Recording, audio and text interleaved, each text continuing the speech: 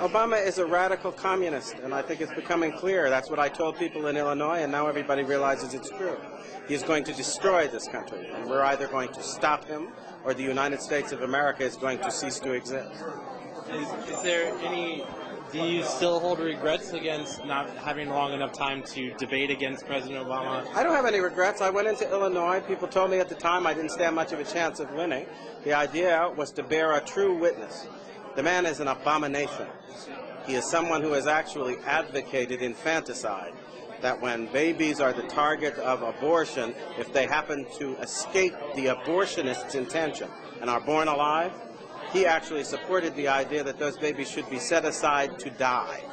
That is a man with such a seared conscience, I can't even understand why anybody in their right mind would consider him worthy of political support. That's a violation of conscience that is inconceivable. And even some of the most hardline pro-abortion people in America rejected that abomination, and he did not. So what does tonight mean when President Obama is President of the United States? How does tonight play a role? That's another question. Is he President of the United States? According to the Constitution, in order to be eligible for president, you have to be a natural-born citizen. He has refused to provide proof that he is, in fact, a natural-born citizen. And his Kenyan relations say that he was born in Nairobi at a time when his mother was too young to transmit U.S. citizenship. So I'm not even sure he's President of the United States. No, that's not a laughing matter. Neither are many of our military people now who are going to court to ask the question, do we have to obey a man who is not qualified under the Constitution? We're in the midst of the greatest crisis this nation has ever seen.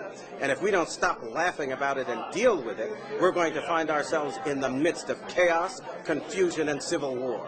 It's time we started acting like grown-ups.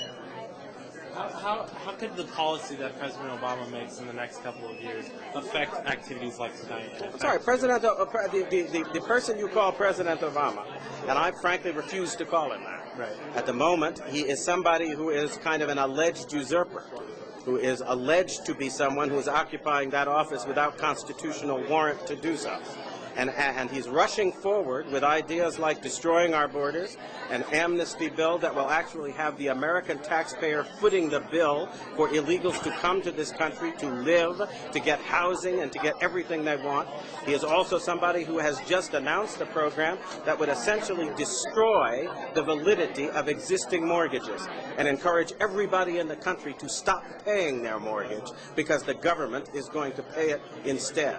This is insanity. It's as if we have put insane children and adolescents in charge of our government. And I think we need to ask simple questions. A couple of years ago, we were arguing over every penny in the United States budget, and it was quite clear we didn't have enough money to go around.